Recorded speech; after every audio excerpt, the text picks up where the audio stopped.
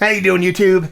Massive Beer Reviews, back with yet another review. A little bit of the fucking juice machine up in this piece. Yeah. Let's see how this sucker goes down. Treehouse Juice Machine. I've never had this before. Actually, you know what? That's a lie. I've had tastes of it, kind of in line chairs and shit like that, but I've never actually had the beer by it in and of itself. But I was lucky enough to her Max. Thank you very much, Max. With 2 X's, mind you. Sent off a box of Bonkers, Connecticut, Vermonty area-ish deliciousness. This is in there. So thank you very much, brother. Always wanted to give this a whirl. See how this one stacks up. He sent me King Juice the other day. I did that with my buddy Joe from the Beer Patrol. You can check that one out. And this one I was sitting on. I was going to do it with the guys who are up here. I was doing my Beer Tuber Palooza. And I was going to do it with them. It just never got opened. It just kind of made its way through the weekend. So I have to do it just for myself. I got to do it for you guys. That's what I do. It's called science. It's called a struggle. Label-wise, it might be my favorite label that Treehouse has ever done. Just something about it, the art design, the whole thing.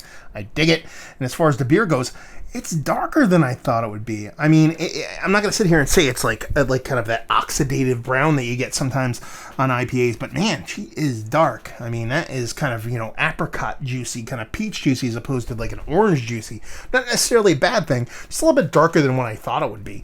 Pinky finger, tight, compact head. I mean, she looks the part of a hazy, just a little bit darker in color than what you'd expect. Let's get a nose.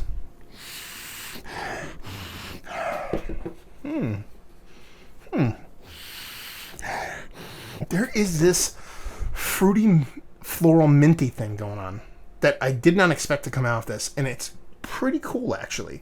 It's almost like if a peach had a baby with a flower that had a baby with a little bit of like a spearmint kind of thing. When I talk about that eucalyptus kind of evaporated mintiness, it's kind of like that, but it's like a floral character to it. It's actually really cool.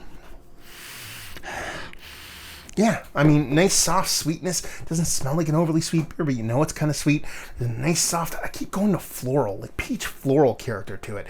It's not that kind of big, danky green kind of, just dank kind of thing. It's more delicate. It's more soft. It's not what I expected it to be perfectly honest with you. Yeah, she smells nice. She smells pretty. Smells sweet enough. Smells delicious. Let's dive in. Cheers.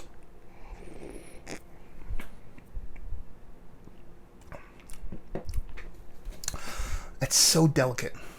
It's so soft.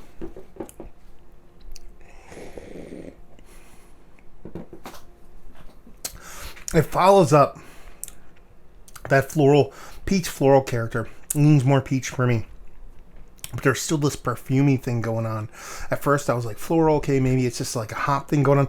It's getting very much more kind of perfumey for me. In a very positive way too.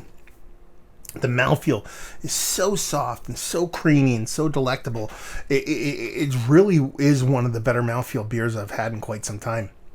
It's not a 2x4 to the face. This is a very gentle beer. This is very kind of delicate, very non-aggressive, while at the same time being impactful. I mean, that's the thing about it. You're talking about an 8.2%. I did call it out. Yeah, 8.2% alcohol by volume beer. Excuse me. That you kind of like, okay, it's going to be a big, huge beer. Drinks more like 6.2 than 8.2. And it just has this pillowy, creamy, soft, kind of fluffy. And I don't even want to go fluffy because it's more pillowy. And like when I think of fluffy, I think of like cream or foam. This is more of like one of those just super soft pillows that's so plush and so gentle. Gentle is the word, pretty is the word, delicate is the word, and like I said, it's kind of harsh. You look at a big robot on a can, you talk about 8.2%, and you kind of expect this kind of, well, it can exhibit some of those characteristics. You're kind of expecting something with a little bit more kind of violence to it, but you're just not getting it here. You're just not, and what it ends up being is kind of pretty. And I don't use the word pretty all that often with hazies. I mean, that's very much reserved for kind of mixed fermentation, sours, lambic, stuff like that. Super soft, creamy mouthfeel. Soft peach floralness flowing throughout. That little bit of minty eucalyptus thing going on. cap it off with even more creamy fluffiness. Done and done. This is one of my more favorite beers that I've had from Treehouse in quite some time. I mean, I love the King Julius that he sent off, and other ones that have really done it. Very Hazy is another one coming to mind. It's quite nice. Those all have this kind of impact to it. This one's a little bit more reserved, a little bit softer, a little bit more kind of, close to the vest in a very, very, very pretty way, in that you don't see all that often in the hazy world. So I really dig this. This is, it's one of those beers where, even though I've had drips and drabs and tastes of it before, never sat down and drank it by itself or in its entirety, I guess I would say. And it's just a great fucking beer. I mean, what else is there to say? All the other shit I say. That's what there is. So let's talk about it. It's one of the better double IPAs I've had. Yes, it's actually up there. Very up to the top. Close to the top. Might be right at the top. It just works for me. I mean, listen, the difference between this and a lot of the other double IPAs, I don't want to say novelty of it, but the stark difference of it, that in of itself kind of catapults it forward. That being that it's a good beer too. But it's really fun stuff and really well done. Value to availability, it's Treehouse Juice Machine, I don't know. I mean, real world value, I don't know, $5 a can or something like that at the brewery.